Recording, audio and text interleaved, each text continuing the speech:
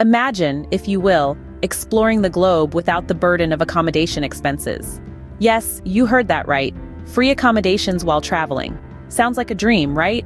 Well, fasten your seatbelts because we're taking you on a journey to discover how you can make this dream a reality.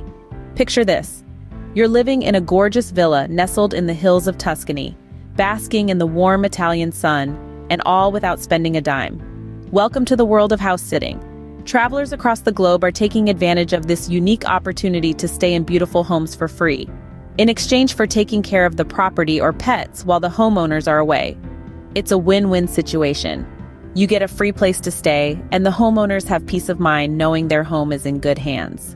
Now, let's shift gears. Imagine you're in a lush green rainforest in Costa Rica, working alongside locals to preserve the environment. This is the essence of a volunteer vacation. Many organizations worldwide offer free accommodations in exchange for your time and effort. Not only do you get to travel for free, but you also contribute to a meaningful cause. It's an experience that enriches your soul and expands your horizons, all while keeping your wallet happy. But what if you're looking for a more authentic experience?